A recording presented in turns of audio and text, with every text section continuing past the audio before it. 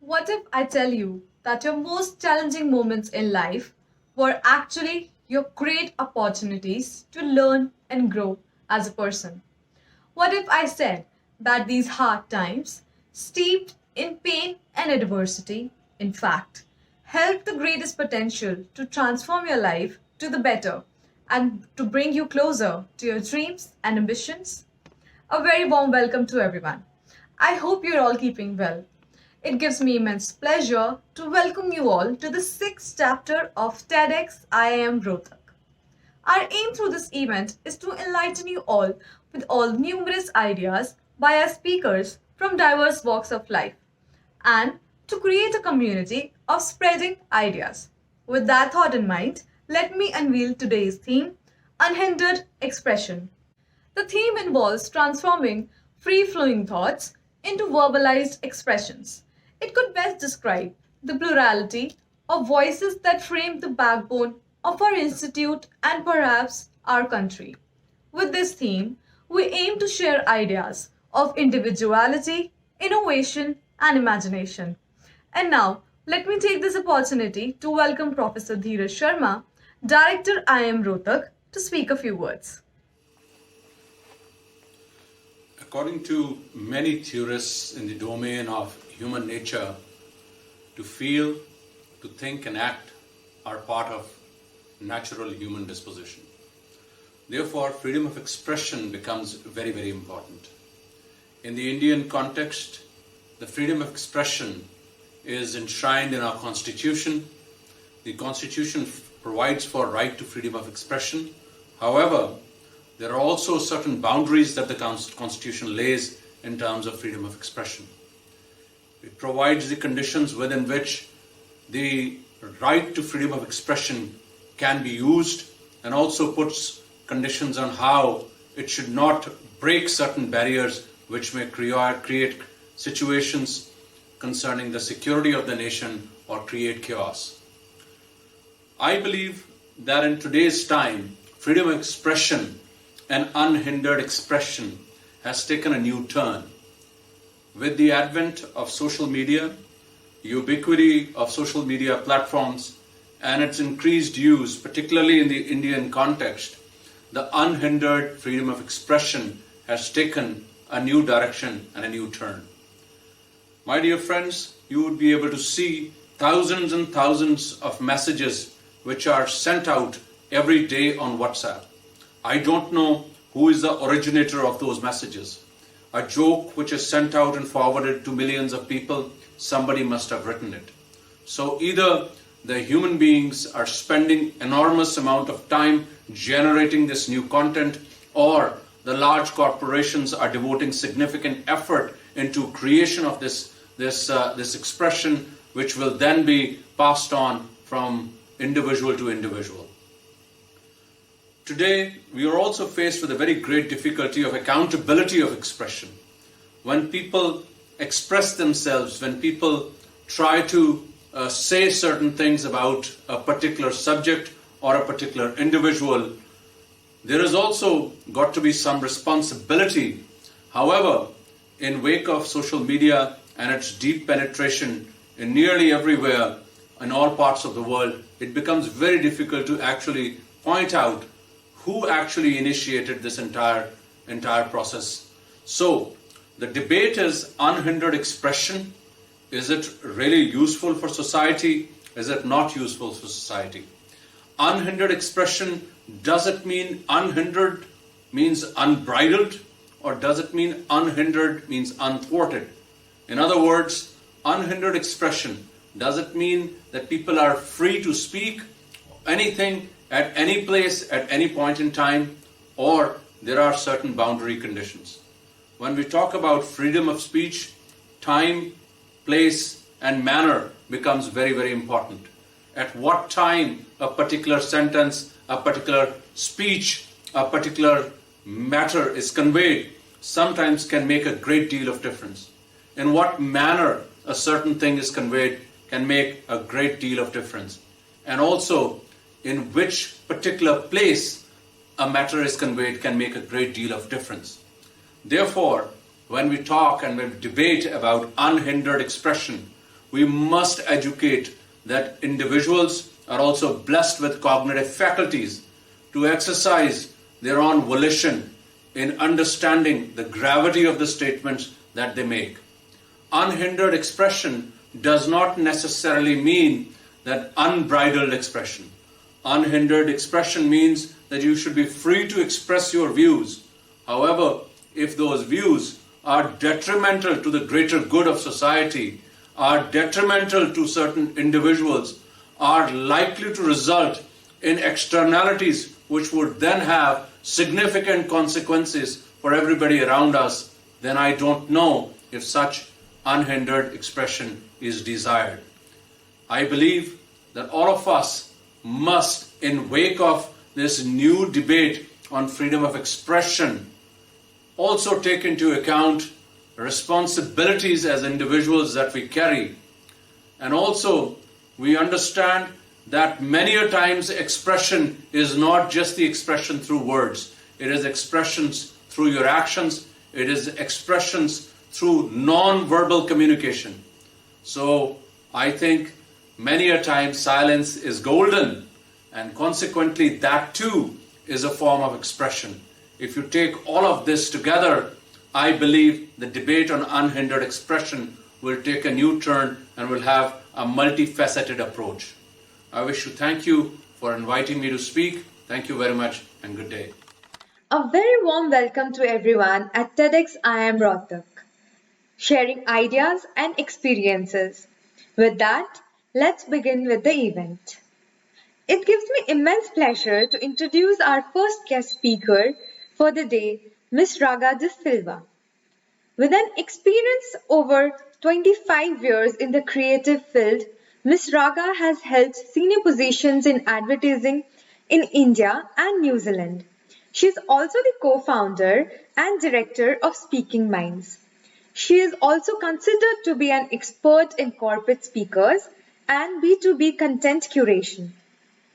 Ms. Raga is a sought-after speaker on subjects of diversity and inclusion, unconscious bias, in LGBT issues, building a personal brand, and doing business in India.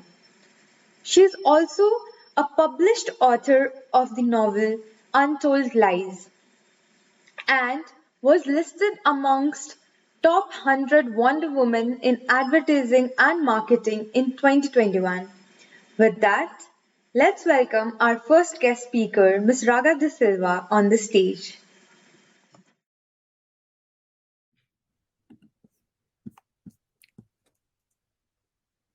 Thank you. Thank you, everyone, and good evening. So let me start. You're a star, Raga. That's what I hear my friends say to me many times.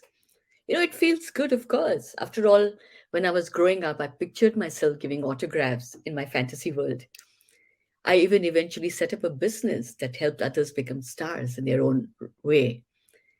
These may not be the celluloid stars, but the stars that shine through sharing, through storytelling, stars that make you sit up and think, if they can, I can. But why do I no longer have that dream of becoming a star?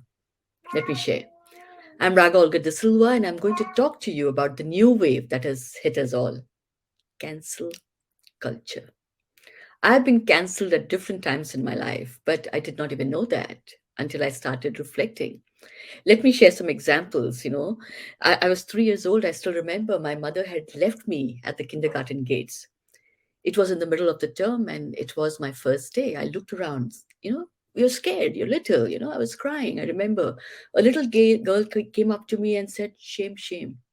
Obviously, she was popular even at that age. She looked around at all her friends and she said, she's crying, she's crying. Immediately, all the other kids mocked and laughed at me. No one spoke to me for days. I felt so alone. Perhaps it was my first experience of being cancelled. I remember being 10 years old and I had not completed my English homework that day because my house was fully flooded. And those of you may know I come from a very humble background and I lived in Mumbai those days. And even the street lights, for instance, were not working. So, in case I could go there and do my homework, I went to school the next morning without doing my homework. The teacher made me stand in front of the class, caned me, and then told everyone no one should talk to her until she learns to do her homework. No one spoke to me for days. Again, I was cancelled for not being able to express my truth. Now I remember I'm like 14 years old. As I was walking home from school, a persistent stalker followed me. He would pass extremely crude comments. He would threaten me with rape if I did not speak to him. He would threaten to throw acid on me if I did not respond to his advances. He then wrote me a letter and sent it through a school friend. I read the letter. I still remember feeling extremely frightened. I tore it to bits and I tried to ignore him, of course. My friend who passed on the letter told other friends that I had a boyfriend who wrote love letters to me. She had no idea of the fear I was going through. All my friends gossiped and enjoyed my discomfort. I tried to explain to them that about the real story and my fears around it. None of them seemed to care and seemed to get great joy from inciting others to stop talking to me. I was cancelled for sharing my truth. I was 25 years old, working at a large advertising agency in Mumbai. I had just been married, and the agency had the culture of basically hanging out after work, going pubbing. And I'm not sure how the scene is in advertising these days, but those days the work hours were horrendous. Late nights were quite common. So to hang out with the team after work and go pubbing was really not my thing. I was just newlywed and I had other things I was committed to. My manager took me aside and said I was not a team player because I wasn't hanging out with the team after work. The team members actually stopped sharing things with me. I wasn't included in any of their fun talks or discussions. The doors there were shut on me. I was cancelled for not being able to be a part of their clique.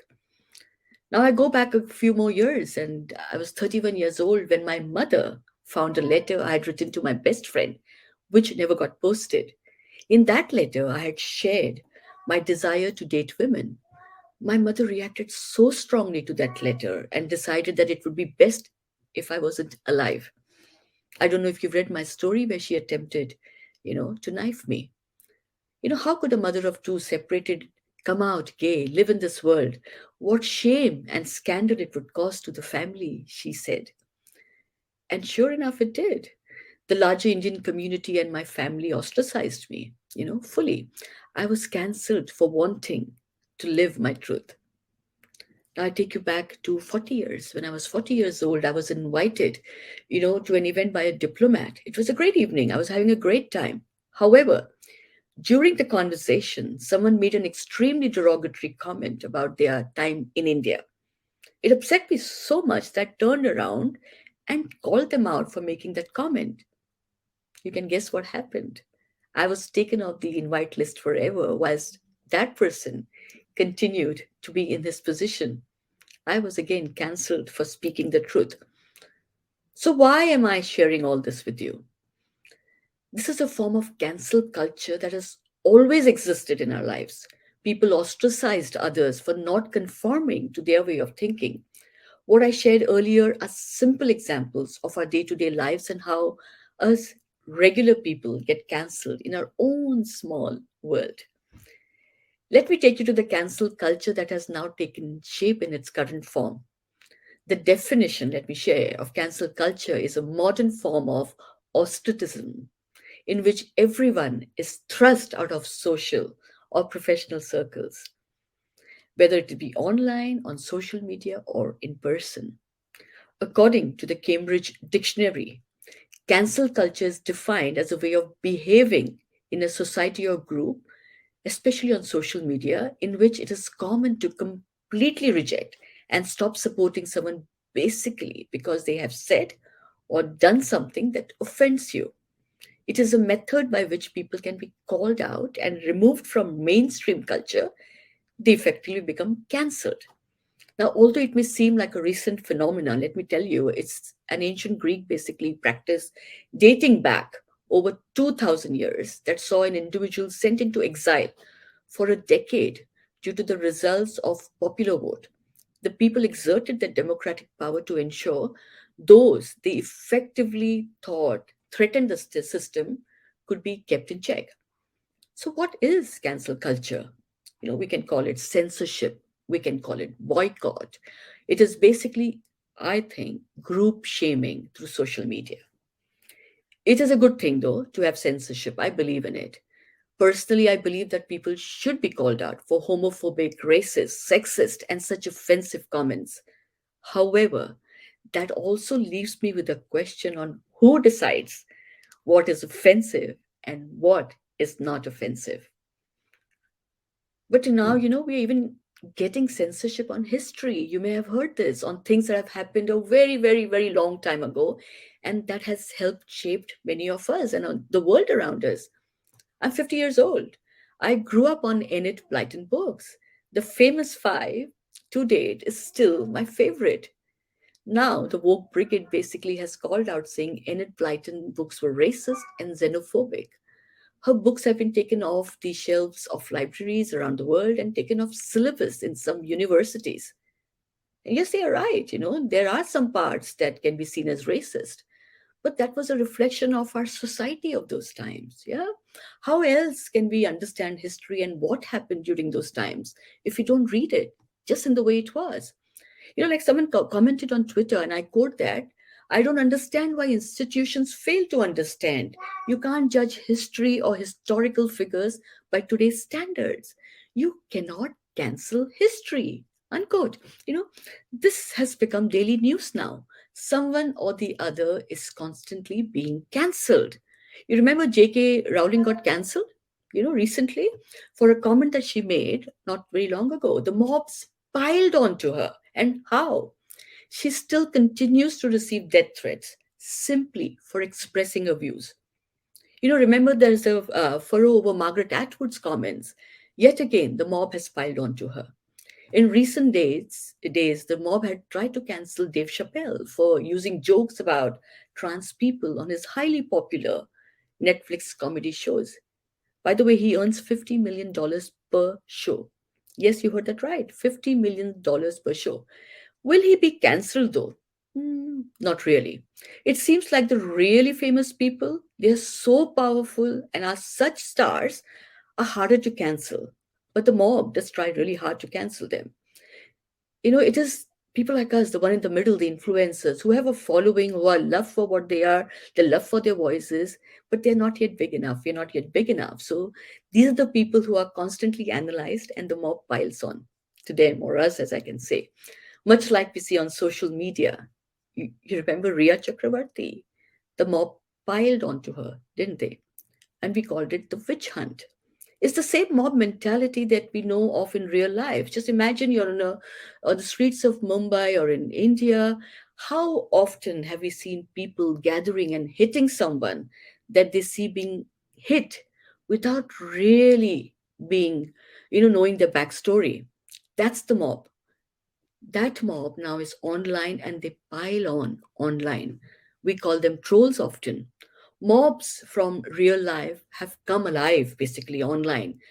These are the moral police, as anonymous people who sit behind their keyboards and spew their venom. So, coming back to the present, friends, cancel culture, which has existed forever, has become even more ferocious now. Whilst in the old days we would have to face it from within our, little ecosystem, now we are put in front of a whole new world of trolls and can be shamed publicly. Can you imagine how toxic it is? Can you imagine how much damage it must cause to the mental health of the person being trolled and cancelled? People lose their jobs, they lose their credibility, their reputation, their livelihood for simply expressing their beliefs. I find it extremely scary. Suddenly, our freedom of expression, our freedom to think has come under a microscope. It seems that no longer can we express our thoughts and opinions freely. Why? Simply because our opinions may not conform to others' way of thinking.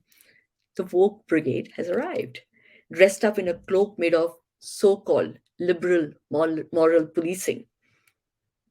Interesting, isn't it? And now anyone can be cancelled. Let me say, do I fear being cancelled? Of course I do. Because I'm not a star. I'm a regular voice, but an influential voice. I have a voice in the LGBTQ community, as you know. I fight for our rights. As a successful entrepreneur, I also encourage women to be independent and mentor many to take up jobs, become independent, become entrepreneurs, and follow their dreams. I have an unconventional approach to life that may offend some. I am a storyteller. I share my thoughts through stories, whether it is through my YouTube channel or through my books or through the movie content that I write. It also means that I have to be constantly aware of what I'm saying and how I'm saying it, particularly when I'm asked awkward questions. I get asked quite simple things, like they say, "You're a lesbian. How come you get period?"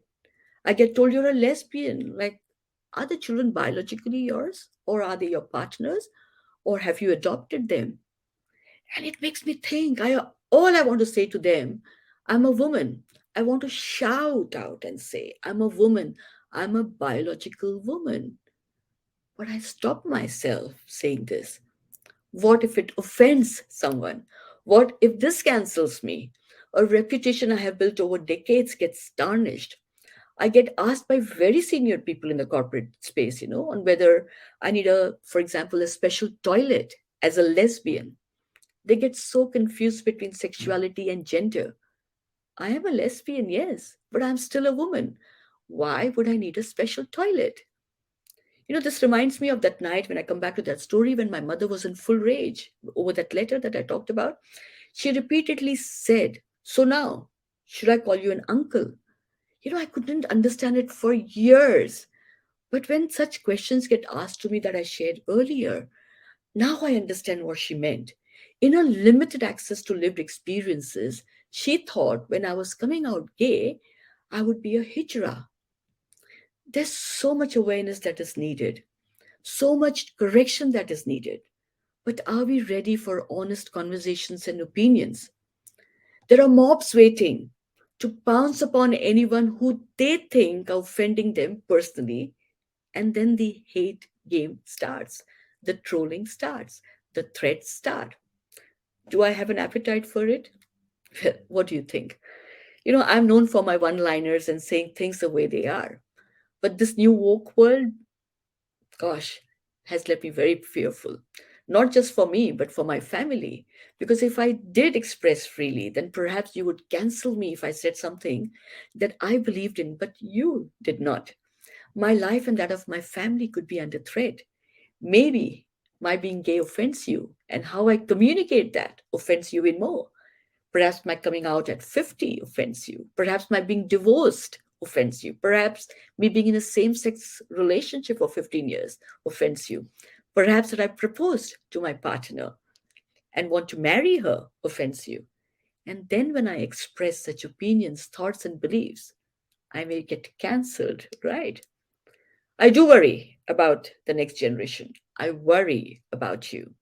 This woke culture, this cancel culture seems to be taking away your freedom to have your own point of view. It's dictating to you what you should be saying, what you should be reading, and who you should listen to. Wow. I personally know of many young people like you who say to me, I'm better off keeping my mouth shut. I would rather not express my opinion. But you are the ones that should be expressing new ideas, new narratives to change the narrative that we've been stuck in, whether it is patriarchy, LGBT, social reforms. If your voice is shut, who will take us forward? You're the future leader at workplaces. The workplaces in India have started the DE and I dialogues initiatives and are slowly putting things in place and structure and bringing in change. As future leaders, your voice is so important for us to have inclusive and a diverse workforce.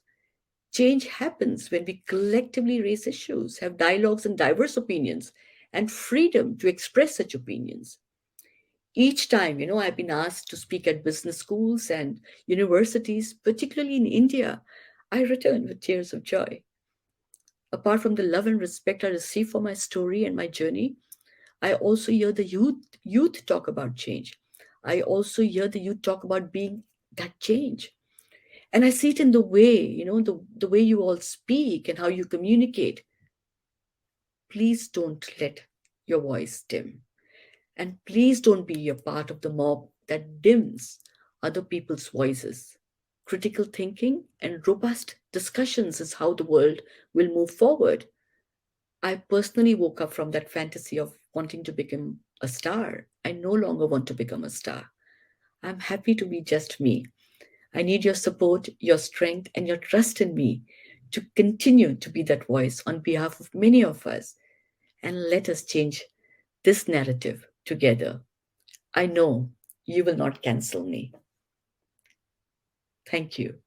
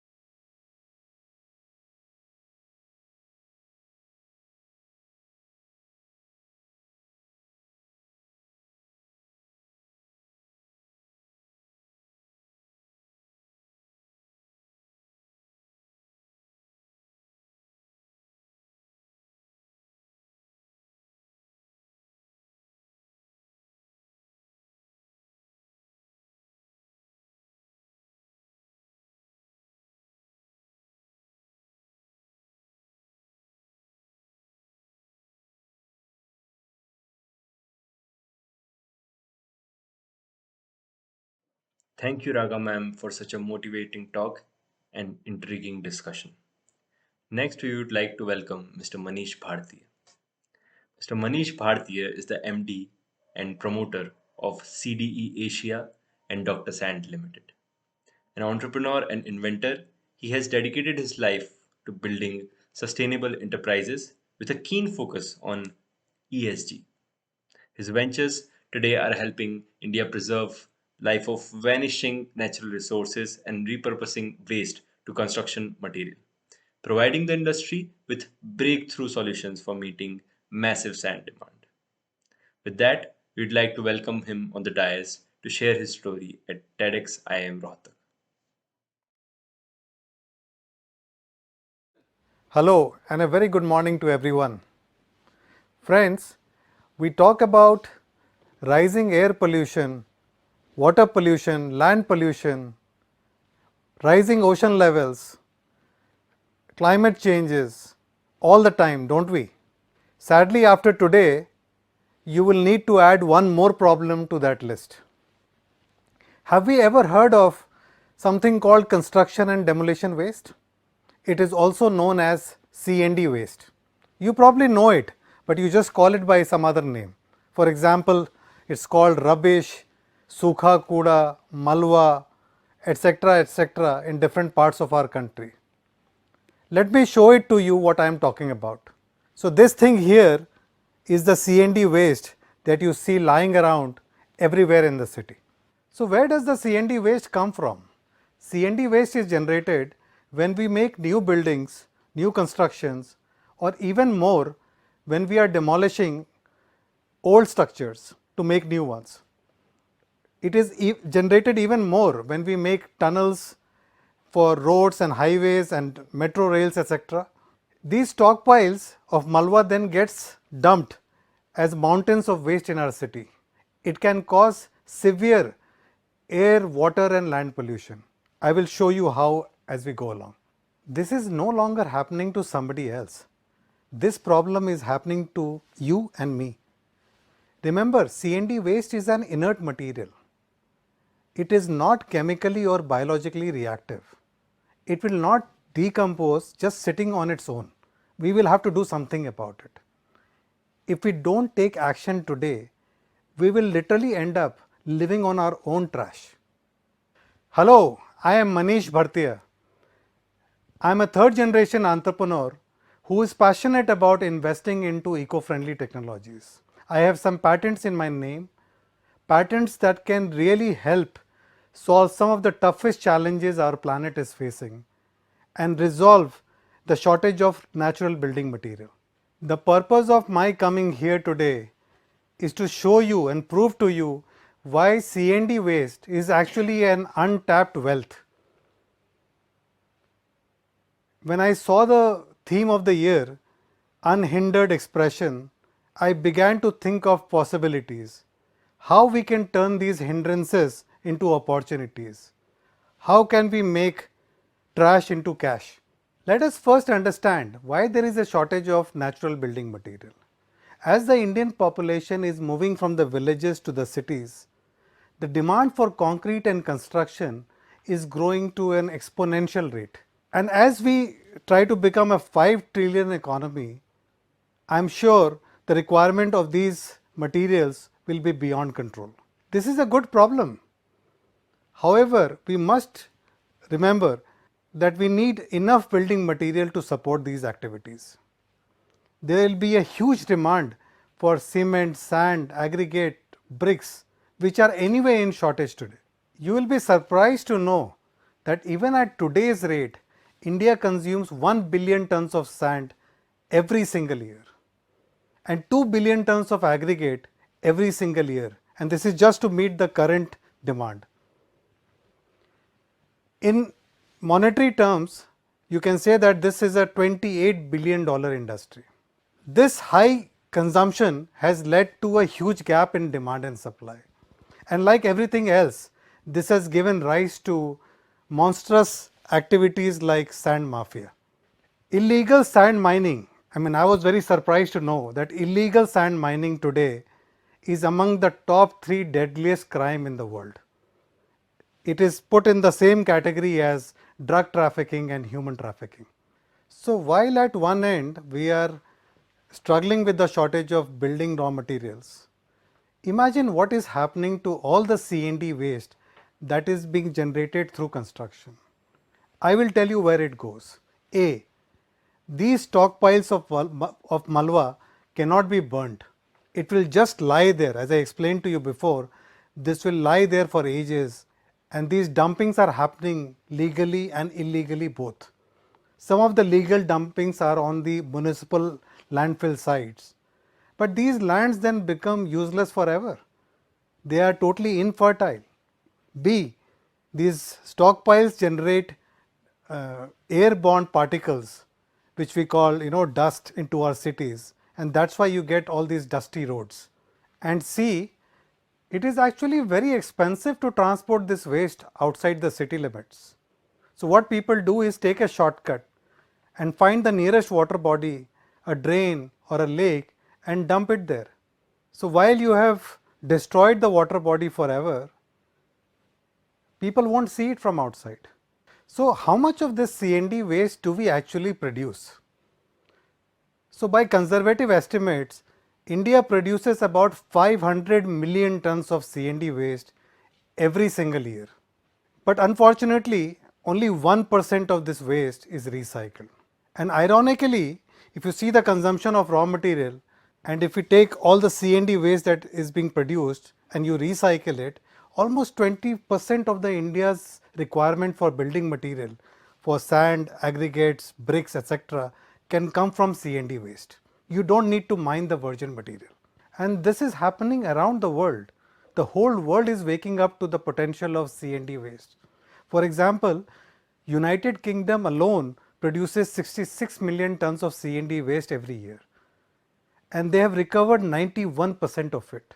And you will be surprised to know that almost 29% of all construction activities in UK happens only with the recycled material. Some countries like Singapore and Malaysia, they are importing C&D waste from other countries so that they can recover sand and aggregate.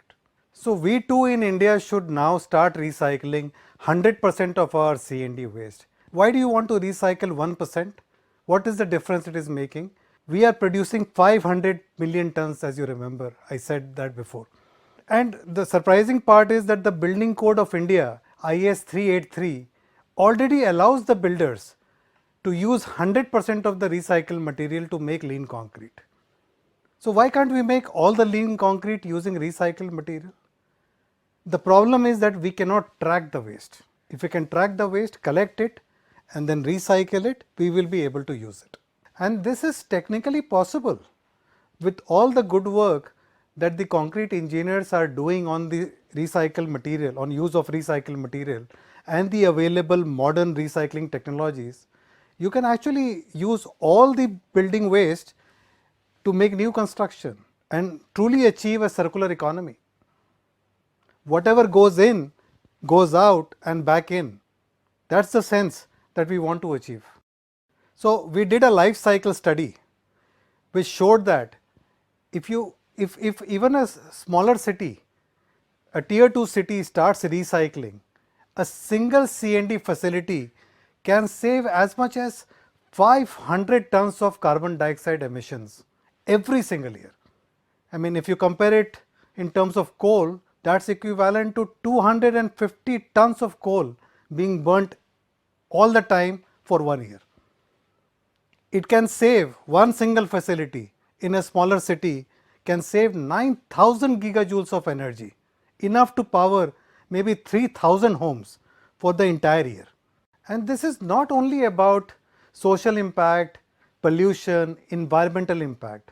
This has to be a commercially viable proposition. Somebody has to pay for it. So I'm here to tell you now why this is also a financially rewarding venture. So for example, the India's first recycling plant, which was installed in 2010 in the city of Delhi, that plant has already freed up 400 acres of land, which has a valuation of almost 400 crores. This land was freed up because we recycle waste. Even then, Delhi is producing about 15,000 trucks of C&D waste every day, and not everything is getting recycled. So imagine how much land Delhi can free itself when it recycles 100% of the waste. Secondly, it is also cheaper to produce recycled material than to mine new virgin material. So for every ton of C&D waste, one can actually produce 50% of sand, 25% of good aggregates, and 25% of material that can be used to make bricks. These bricks have been made using recycled material. People then use these raw materials to make value added products like curbstone, paver blocks, precast concrete, etc. etc. Actually, there are no dearth of applications. Every day we are trying to engineer and produce new applications for recycled material. For example, the bricks made out of recycled material can actually go and replace the traditional clay bricks. You know, the clay bricks are made from excavating topsoil. Now this topsoil excavation and the lack of depletion of topsoil has become another environmental challenge. So we can solve that by using recycled material and make bricks from it and not make it from the topsoil. And finally, the biggest commercial benefit comes from saving of the transportation. As you know, the recycled material is available and it is being recycled within the city limits, and the construction is happening nearby. Therefore, we don't need to transport the virgin material from long distances. This is one of the biggest commercial savings of using the recycled material. Therefore, you can get this material much cheaper and use it for your construction. And looking back, I've been really fortunate to see the slow but steady progress of recycling in India. And actually, I've seen it from the front row. I believe that in times to come, this will become a standard norm for all construction. With the modern technologies, we can really change the way we develop cities or plan our cities. It must be crystal clear by now why recycling initiative should be adopted by all our cities. And when we plan new cities or new developments, we must plan and incorporate recycling along with the city plan, so that we do not have to move the material from one end to another. It is easy to process now in situ, on site, because the modern recycling technology does not emit any noise, it does not emit any waste, it does not emit any dust. So one can easily process it on the site itself. So the social, environmental and financial benefit of recycling C&D is so drastic and so obvious that the government of India in 2016 issued an order making it mandatory for all tier 1 and tier 2 cities to start recycling. Even the Public Works Department has issued an order that their projects should start procuring recycled material if it is available within a reasonable distance. And now more and more cities are encouraged to do what Delhi did in 2010. They are all in process of installing the recycling facilities. There is a change coming. Personally, I want to dedicate my remaining time in helping the planet develop new technologies that can help combat the growing nuisance of waste. Even as we speak here, construction and demolition waste is gushing out of our concrete civilization at incredible volume and speed. Every effort to reuse it, recycle it, will make us closer to becoming a better tomorrow. It is our duty to take care of this planet and save us from this waste for the benefit of the next generation. I sincerely hope that from today you will see the C&D slightly differently. Thank you very much and have a nice day.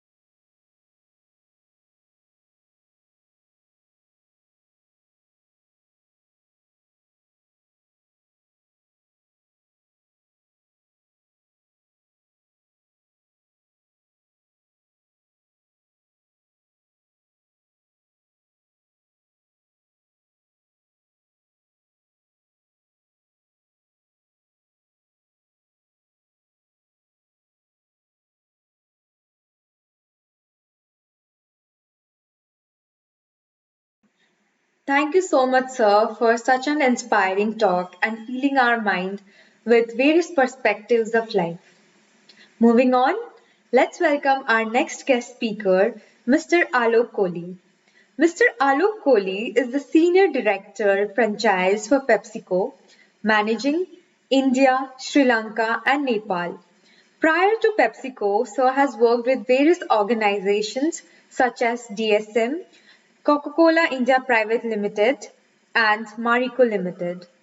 Mr. Kohli also has a successful track record of driving consistent growth in FMCG and has managed both country and regional business roles and brings to table in-depth experience across marketing, sales, general management, supply chain, commercial, and route to market strategy. He has rich experiences like navigating the Coca-Cola Nepal business through the earthquake crisis. Born in India, Mr. Kohli has graduated from Sri Ram College of Commerce, New Delhi, and has a master's degree in marketing from NMIS Mumbai. He is married with two children and loves traveling. He is a trained scuba diver and has support to underprivileged children. With that, let's welcome our guest, Mr. Alok Kohli. When I was in class 10, my mother sat me down and said that your boards are the most important thing in your life. And this conversation repeated in class 12th. I mean, they were important, but not the most important thing in my life. The fact is that middle class India, career planning is like running a hurdle race. Yeah, it starts with school with parents lining up, goes on to college, maybe post graduation or B school, and then you really land that one coveted job. Yeah, that job that your folks tell you to hold on to, for dear life, because you have really worked for it. So I ran the hurdle race. Yeah, did well, got good breaks, good organizations, good roles.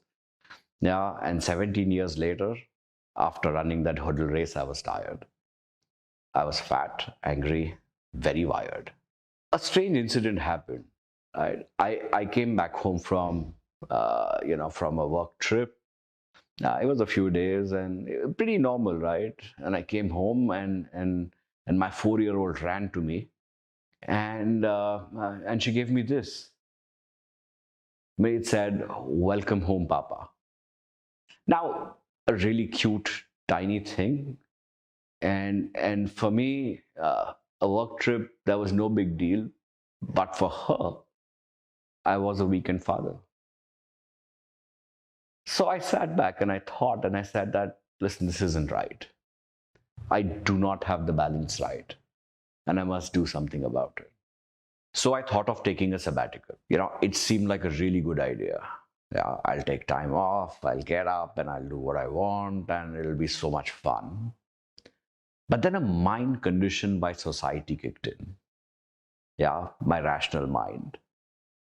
The fact is that sabbaticals in India are not seen as a break, which people take to rejuvenate themselves, but more as an excuse that people give for some, if they were either let go from their work or had some, terrible illness or some kind of life event.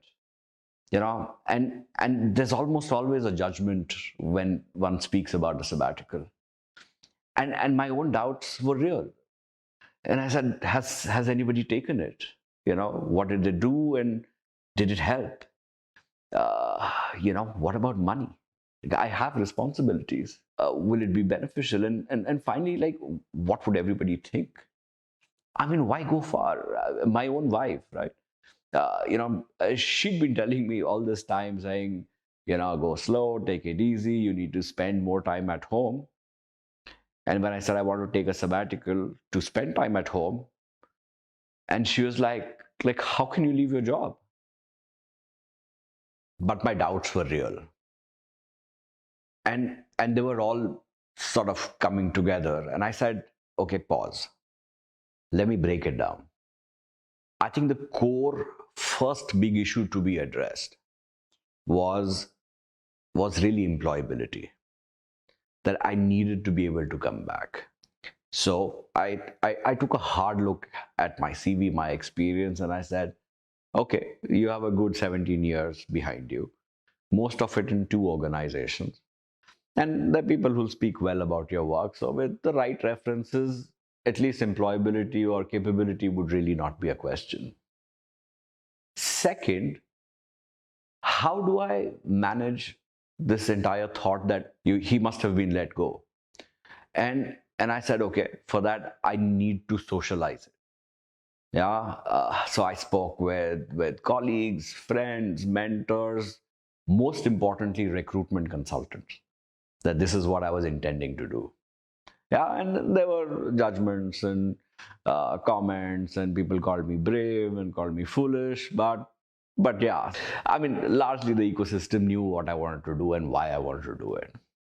And third, I said that in my plan, I need to make sure that I earmark at least the last 3 months to be able to plan that comeback. I said, okay, will it dent my savings? So took a stock of my finances, and I earmarked a certain amount. And I said, yeah, I mean, if I spend this amount of money, I should be fine. And I said that I need to plan everything really well in advance, and I can make the same money travel a lot faster, a lot longer. It wasn't that too much money was stashed away, right, for something like this. So for the next 6 months, I stashed away what I called as a sabbatical kitty. Lastly, I needed to make a choice about what I would do with my time. So like all good B school graduates, I said I should do some research. Yeah, so went to sites, spoke to people, and most of these sites outlined a very sort of cliched version of what a sabbatical should be like. I mean, they spoke about things like, start a side hustle, learn a new language, upskill yourself, do some charity. I mean, one went to this extent of saying, present your learnings to your boss. I mean, come on. It's my sabbatical. It's not an assignment. So, I mean, I knew that I would end up, wasting this time if I did not really outline what I needed to do. And I needed to know that, that this is time well spent. So I said, okay, let me make KRAs. So my first list looked something like this. Yeah, it was a 30-pointer. And I was going from one to-do packed calendar to a second to-do packed calendar. And I said, hang on, this is the opposite of work is rest and, not more work. So I finally arrived at something that looked like this. And I said, okay, there are 3 parts to this. There are the must-dos. That if I don't do this, I know that this would be a completely, wasted year. Then there was a good to do. And I said, yeah, if I do some of these, it's time really well spent. And then there was a brilliant to do. Yeah? And I said, I won't sweat it. It happens. And it doesn't happen. It doesn't matter. Yeah. So with a deep breath, little bit of planning, lots of bravado, I started with my sabbatical. The first day was funny, right? I woke up and everybody in the house was bustling and they were figuring out, getting ready for school or for office. And I sat there doing nothing. And it was strange, right? Because there was nothing to do. So I booked a morning show and I went for a movie. Yeah, in the movie, I kept picking up my phone, waiting for that email, that message that really needed me somewhere, but nobody needed me. So I watched the movie in a slightly uncomfortable position, right? Saying, yeah, no, nothing's buzzing. And after the movie, I did not have to be somewhere. And there was no time limit, or there was no, I wasn't needed anywhere, right? So it was one of those first experiences which was strangely no agenda. That night, I slept for 10 hours straight. Earlier when people would ask me, what do you do? And I would say that, yeah, I work for so and so organization and I do XYZ role. And that was, in a sense, my whole identity, right? And now, it was nothing. It was just me and what I'm about rather than, what I really do for a living. And, at first I would try and explain, and I would say that, listen, yeah, I used to work there. Now I'm on a sabbatical, and and inevitably, they were greeted with, "Oh, so what happened?" After a while, I just stopped explaining, right, and I just moved to, "Oh, I'm a house husband and I live off my wife's income." Yeah, that pretty much used to shut down the entire conversation. Yeah, so it was an amazing year. I mean, I swam in the Dead Sea. Yeah, played Indiana Jones at Petra.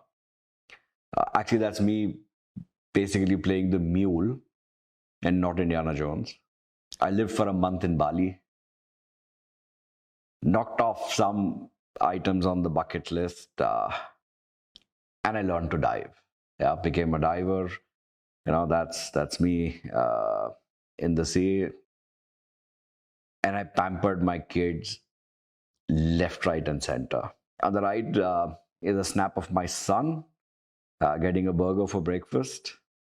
And this was when I was trying to teach him how to read a newspaper. I attended every parent-teacher meet, came on the dial list, of the teachers. And along the way, I lost some weight. Yeah, so that was me before I started. Yeah, not very proud.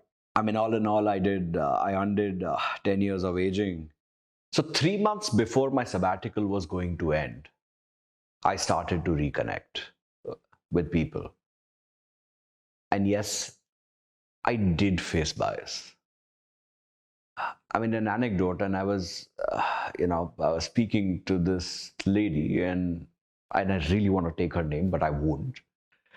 And, we were discussing a role, and she said, "Alok, you're in no position to negotiate." And I told her that one is always in a position to negotiate. And I did land a good role on my terms. So when I look back and I said, okay, I had fears and I had concerns, and how did I do against them? So let me put out a scorecard. I lost 20 kgs of my weight, put 5 back on. So net score 15 kgs down. Managed 1,000-calorie workouts, knocked off, about 20 points off my BP. My current compensation covers for my gap year, beats average year-on-year inflation, average industry increases. But most importantly, I rose a few ranks in my daughter's list of favorite people. A survey outlined that 2 out of 3 people would take a sabbatical if they did not have to worry about their career or money. There's an incredible article by Professor David Burkus, and he outlined that both the employee and the organization benefit. The employee because they come back healthier, refreshed, and the organization because of renewed vigor and creativity. So sabbaticals work. It worked for me.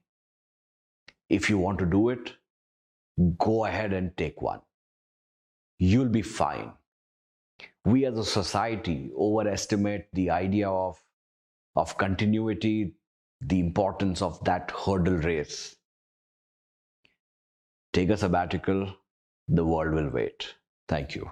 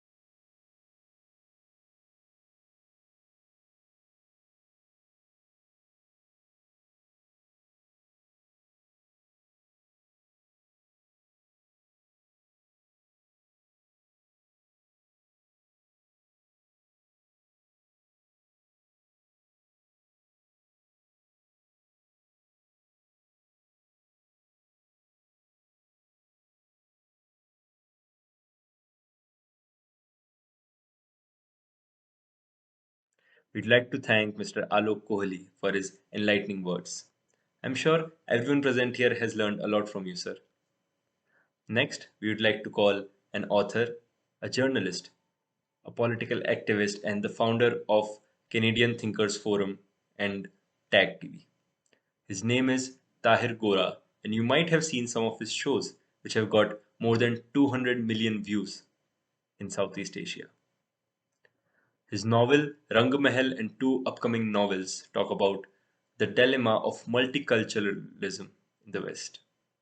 He's a strong proponent of freedom of speech, and he calls himself a Hindu born in Muslim faith and a Canadian Punjabi of Indian heritage born in political Pakistan.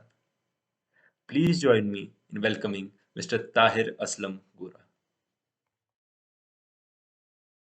Multiculturalism flourishes when cultural values are accepted. What is multiculturalism? And what is the international version of it? These are among the hottest debates in our societies these days. Does multiculturalism mean to blend all cultures in one pot or to keep all ethnic communities separated from each other?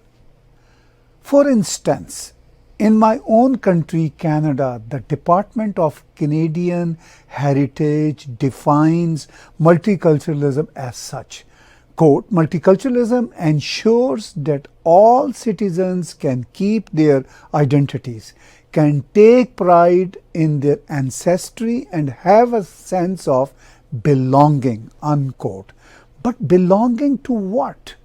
To one's own ethnic community or to Canadian society? This definition states further, quote, the Canadian experience has shown that multiculturalism encourages racial and ethnic harmony and cross-cultural understanding and discourages ghettoization, hatred, discrimination, and violence, unquote.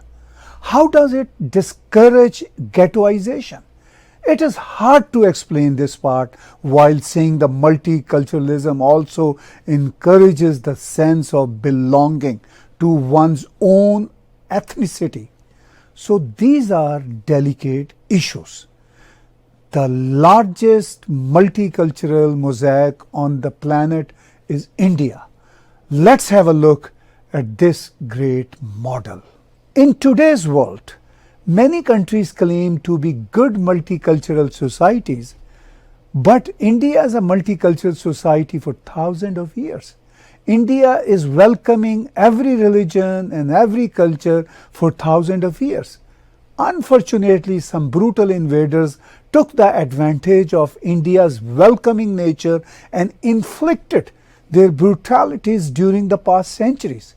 India eventually fought them back with its very power of multiculturalism.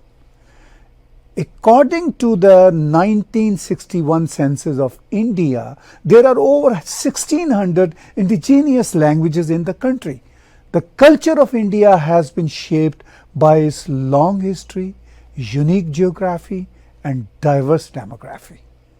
India's languages, religions, dance, music, architect, and customs differ from place to place within the country, but nevertheless possess a commonality. The culture of India is an amalgamation of these diverse subcultures spread all over the Indian subcontinent and traditions that are centuries old. Religiously, Hindus form the majority, followed by Muslims, Christians, Sikhs, Buddhists, Jains, Baha'is, Jews, Zoroastrians, and others. Linguistically, the two main language families in India are Indo-Aryan, a branch of Indo-European, and Dravidian. In India's northeast, people speaking Sino-Tibetan group of languages. India officially follows a three-language policy. Hindi, spoken in the form of Hindustani, is the official federal language. English has the federal status of associate official language, and each state has its own state official language.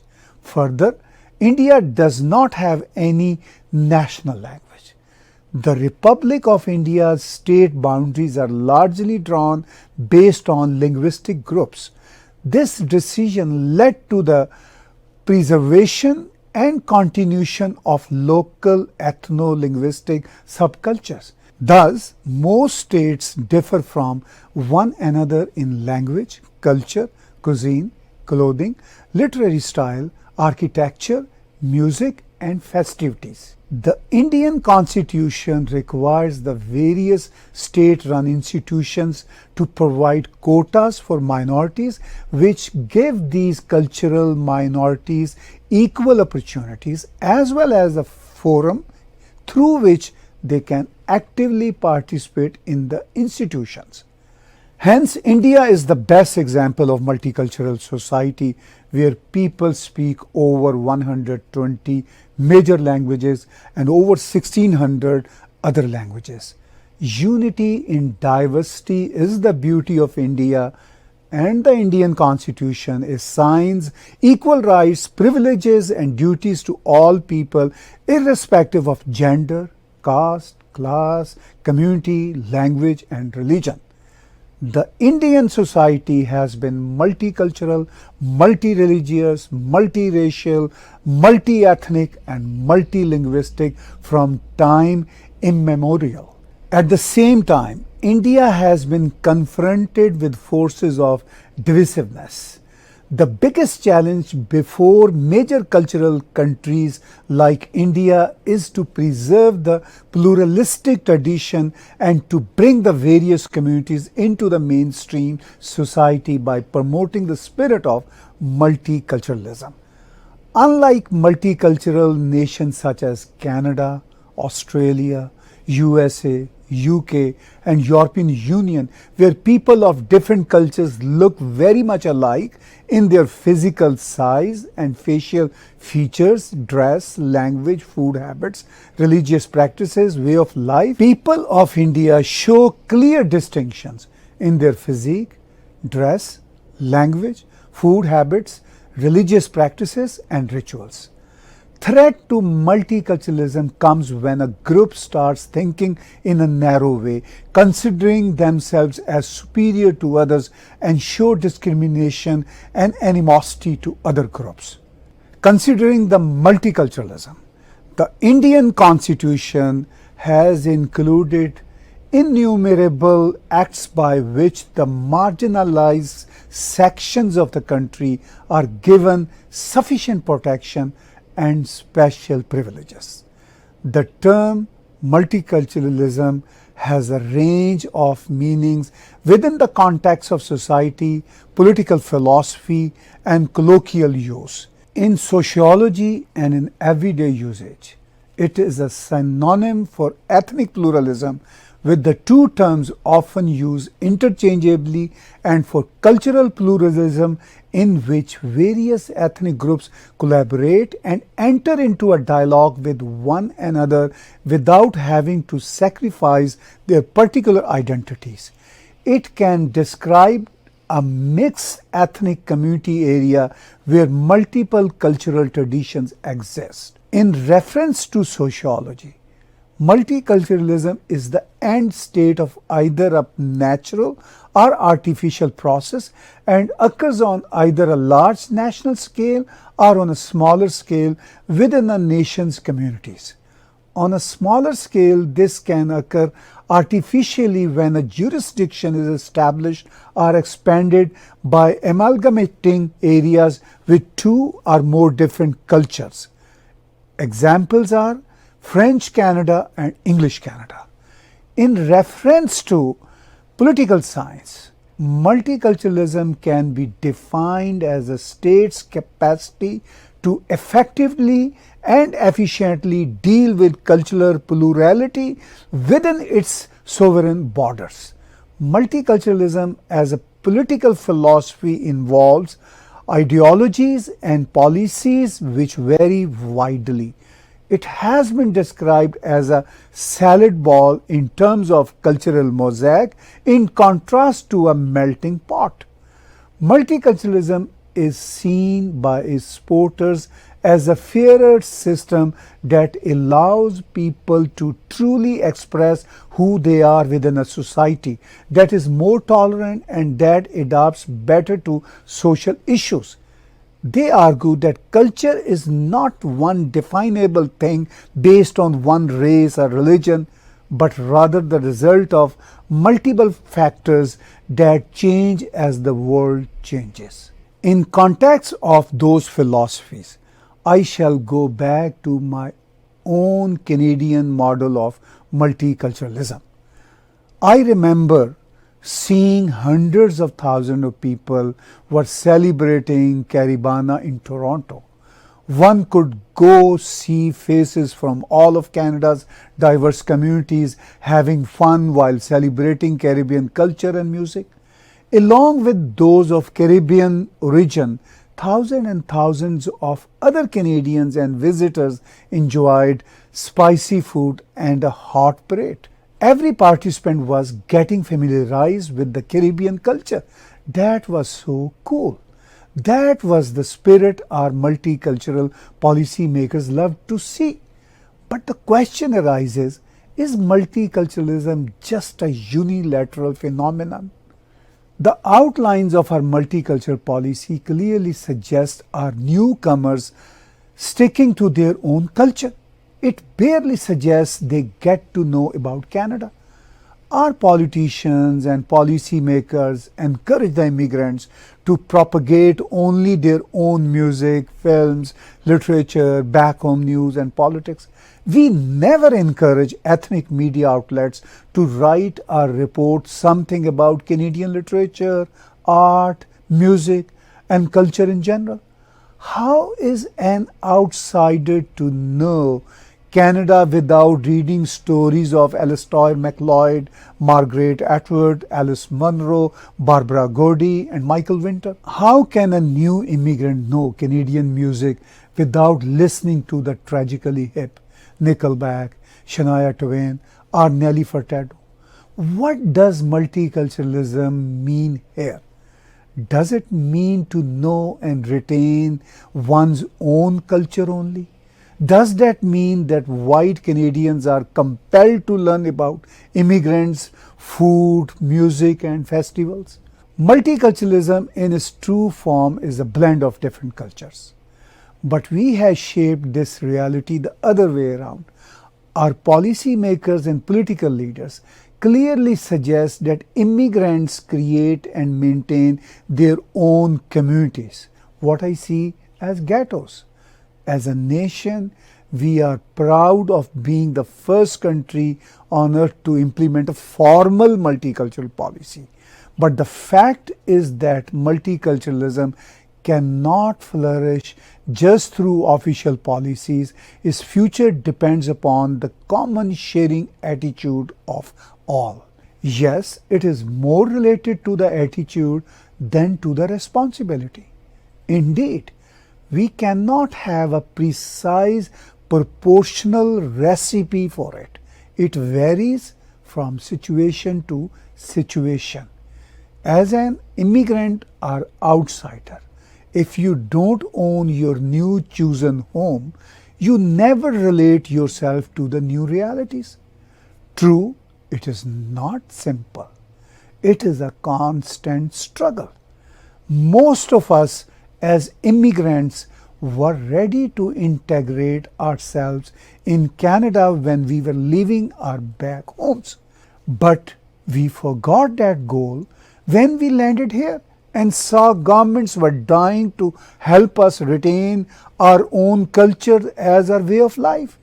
Our ethnic ghettos serve political parties as concentrated vote banks, no matter we don't well serve society at large. That is why Canada's basic values such as freedom of expression, gender equality, and openness are being threatened by big ghettos created in the name of multiculturalism. Instead of blending cultures, we are rattling our basic values, which are the pride of this country. We are also discouraging those immigrants who are attracted to Canada by our fundamental human liberties. Multiculturalism flourishes only when cultural values are accepted and intermingled.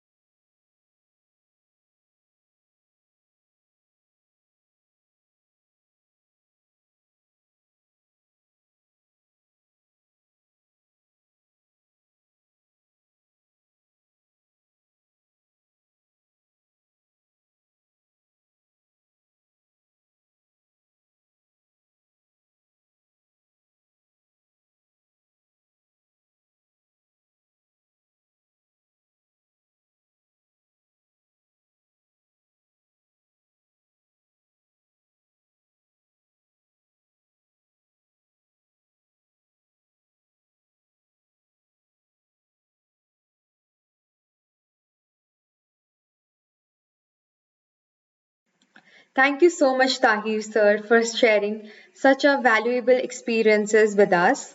I'm sure everyone listening today will have a lot to take back. Moving on, we have our next speaker who is an expressionist, actor, influencer, artist, and a writer. Miss Shweta Rohira has been performing in two plays, an English play, That's My Girl, and a Hindi play, Blind Date. She has also done a couple of short films with Kanwaljit Singh, Anath Mahadevan, and Sonu Nigam. As an artist, she does commissioned art and wall art to name a few. She has painted wall around India and cafes in Bombay like Farmers Cafe, My Froyoland and Sindful. She's also written a fictional novel, Filmy Chick, Psychoflimsing Life. Other than an influencer on Instagram, her Cheater Chatter chat show also hosts various professionals from various fields. With that, please join along to welcome our speaker, Ms. Shweta Rohira. One day at a time. I know it sounds a little different now because usually all story starts with once upon a time. Well, even my story started with once upon a time. But then I realized that stories are not about once upon a time. It's about one day at a time. And that's what is my mantra. Well, clock strike 12 and I lost the person. Yeah, literally I lost the person. And I started my new journey. If you had seen me back then, you would have been like, this is not you. I used to weigh 82 kgs and today I weigh 42 kgs. That's what I mean by I lost a person. We were like two Shwetas and today we are like one. Somebody who is perfect. Being heavy was not a problem. I mean, I used to call myself chubby chick. I loved myself even then. But with my height, I was like way overweight. Like I literally weighed. That's why I'm highlighting the weight part because I weighed too much. But I loved myself. But at the same time, also, because of your height, I'm like just 5 feet and all good things come in small packages. I realized that it was way too much. Being 82 kgs, everyone thought it is impossible to going back. And today I'm here right in front of you with 42 kgs. And this all started with a simple mantra of my life called one day at a time. So this story is mine where we started one fine day where a little notch went up in my head and it said that, you know what, Shweta, you look very pretty even as chubby chick. But how about we start a journey backwards and go on being a boho chick? So, people say that physical transformation happens only in the gym. Well, it does happen in the gym. There's a lot of workout that goes, a lot of cardio that goes. But a lot of mental transformation also needs to take place. And that's where my journey started. Mentally, also physically. So it was both of them that started like together. The first step that I did in my physical transformation obviously was I contacted a nutritionist and I went to her and I told her that, you know what, I want to go back to being a boho chick from this chubby chick, but I really don't know where to start and what to do and how to go about. And I had so many questions in my mind, and obviously, there's so many stories around, but you're not sure whether your story will be a successful one. And she just said, you know what, Shweta, let's do a simple thing. Let's just start. Why are we planning really long goals in life? Let's just start. If we straight think of, going from 80 to 40, like half, it's not going to happen and you're just going to overburden yourself. So let's start gradually and we'll get there. And the first thing that she taught me was patience, because we all have this thing that, we lose patience immediately. We follow a diet for 2 days and then we tend to be like, oh shit, it's been 2 days. I haven't lost a single inch. I haven't lost like even quarter inch. But we don't realize that there's so much from that to lose. Even if you lose, it's not going to be seen. So there I was sitting with my nutritionist and I said, what do we do? And she gave me her diet plan and everything. And all I had to do was, which I realized when I walked out of that place, is simple. I had to follow it.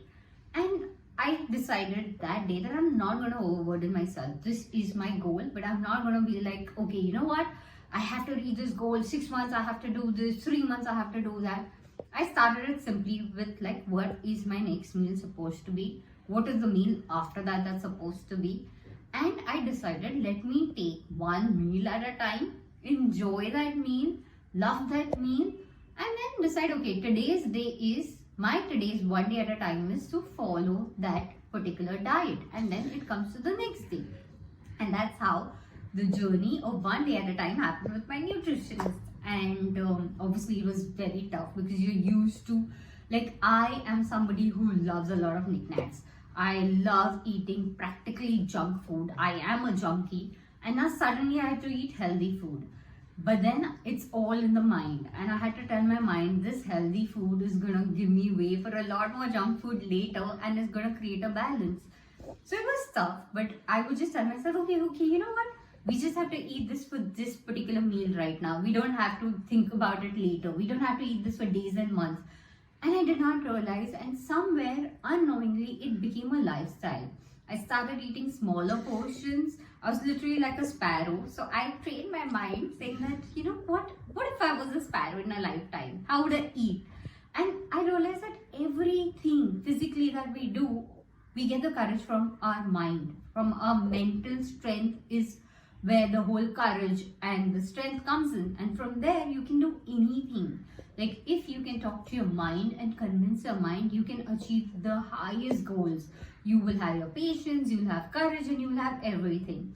So that was my journey of one day at a time with my nutritionist. But then came in the next journey. Nutrition bit started. Now it was the workout bit. I am a person who is lazy. I mean, I'm an expressionist. I love to talk, I love to paint, I love to act. But sports is something which is a big no for me. And now I had to hit the gym. I had to do yoga. I had to walk. I mean, I love to walk, but from while shopping. And I'm sure that's not called like walking, but I had to walk and I had to run. So I had to again train my mind, and I decided, how about doing something that you've never done? Make a small bucket list of the sports and cardio that you've never done and would be something new. So I was always very fascinated by yoga. And I first dived into the yoga bit, and I started with the simple breathing and decided, you know what, I'm somebody who loves to be clipped, loves to pose. How about I set my goals with a particular pose, that this is the pose I have to achieve to, post it and be like, yay, I achieved it. And again, I did not burden myself. I took one pose at a time. I worked on that pose and I was like, okay, this is where I start. And I would keep clicking pictures because pictures were my motivation. And that is what kept motivating me to go on. And at the same time, for cardio, I decided I love to walk. And I love listening to Bollywood music. Like, I can hear 90s music any time of the day. So all I would do was, where people used to calculate that, you actually have to walk for 60 minutes. I used to be like, okay, you know what? I like Bollywood music. This is my track. One song is 5 minutes. So how many songs do I need to listen? I would make a song list and I would be like, okay, I need 12 songs for my 1 hour cardio, or I need 24 songs because today I'm going to do a lot more cardio. And the songs would actually give me the motivation to run or to walk. And it wouldn't be like, oh my god, I have to do cardio for an hour, which would actually bore me out because it wasn't me. Like, that only my brother can be in the gym all the time because he loves it. I started loving it later, but to love it, I had to put in a mantra called one day at a time. So it was like one sport at a time. And that's how yoga and walk came into place. And again, like I said, I needed a motivation for it. So in that motivation, for my transformation, I had to be like, for yoga, I decided that this is a particular pose that I want to do and I have to achieve it. So I would religiously do one pose, and once I achieved it, it was like, okay, it was like a brownie point earned. Though my nutritionist was not giving me a brownie, but I was like, okay, brownie point earned. I'm going to make up with a treat for this. I used to treat myself, and then I used to go on the next pose. Same thing with walks. I landed up walking 2 hours a day, 1 hour in the morning, 1 hour in the night.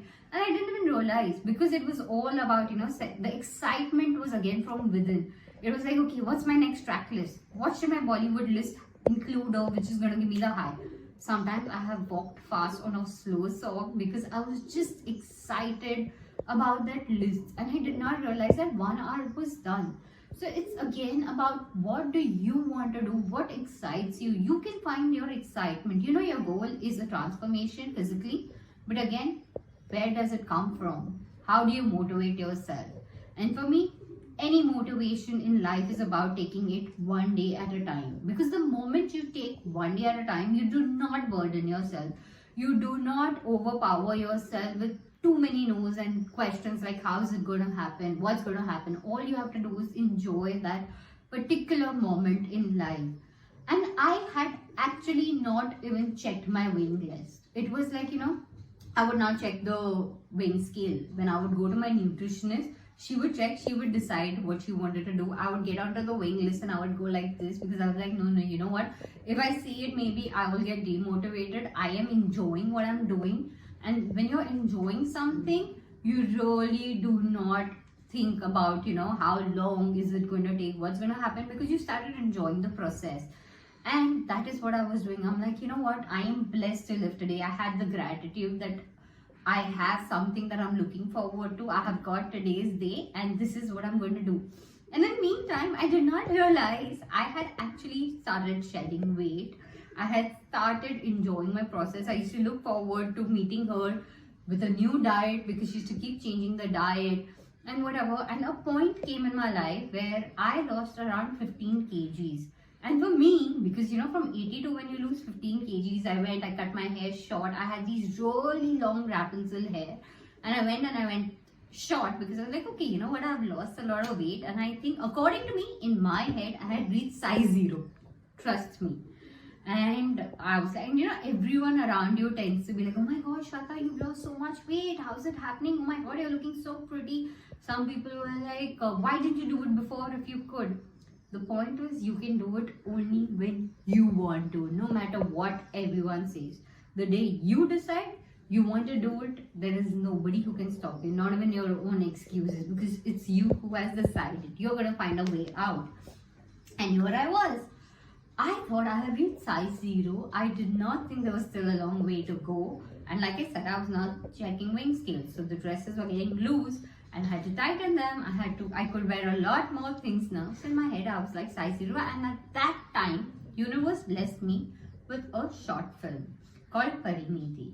Luckily, I was just excited shooting about it. I did not go on the monitor to check myself or see how am I looking or anything. I was just busy playing my part, which is a young girl part who is with her father.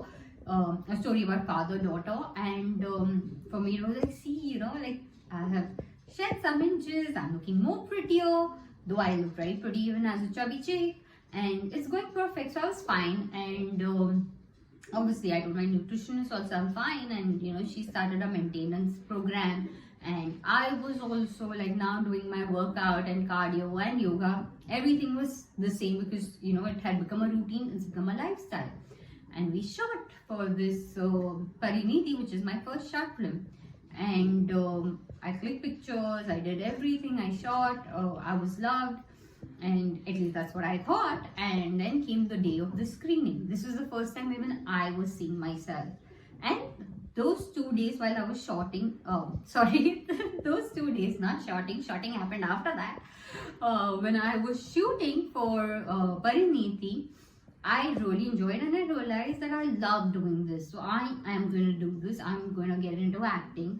This was something I used to love in school and college, and I did. But obviously then I started concentrating more on my education, and then a lot more other things happened. So I never got into acting. And now that, I'm doing this short film, I really want to go ahead and I'm going to do this.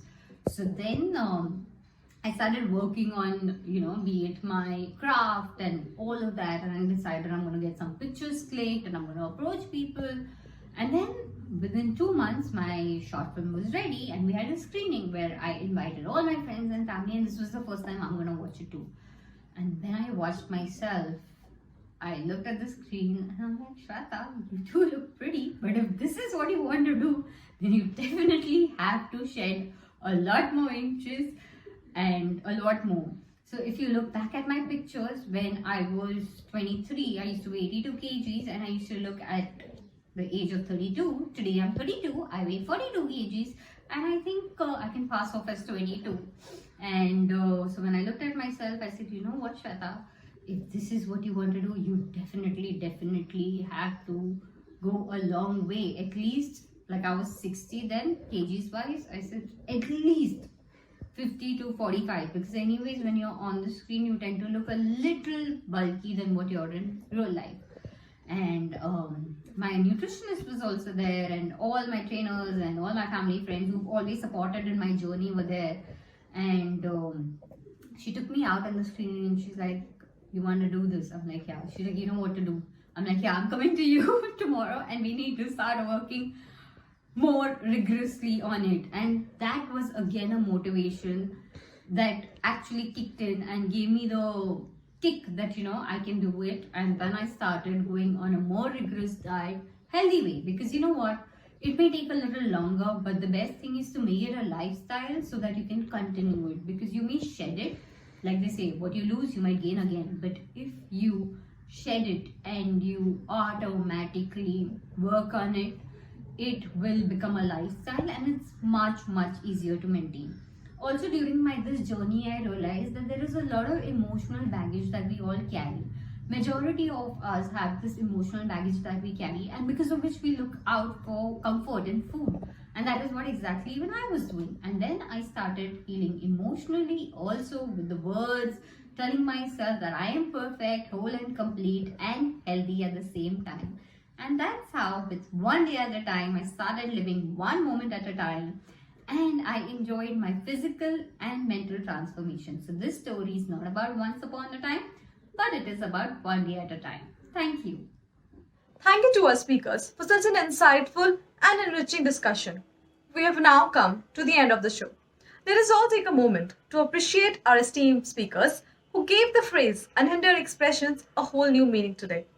Our thanks goes to our speakers, Ms. Raga D'silva, Mr. Manish Bhartia, Mr. Alok Kohli, Mr. Tahir, Aslam, Gora, and Ms. Shweta Rohira. I would also like to convey my regards on behalf of entire TEDxIIM Rohtak team to our director, Mr. Dheeraj Sharma sir, and college authorities for supporting us throughout. And special regards to entire TEDxIIM Rohtak team members and organizers, and most importantly you, our lovely audience, to make this event super successful. We thank you for your companionship. We hope you found the event as enriching as we did.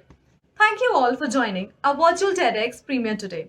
We hope you've had a wonderful time in this event. We will meet again next year. Till then, talk about ideas, share thoughts, and never stop learning, because life never stops teaching. With this, we come to the end of our event, and as ceremony dictates, I declare our TEDx Unhindered Expressions closed. Thank you.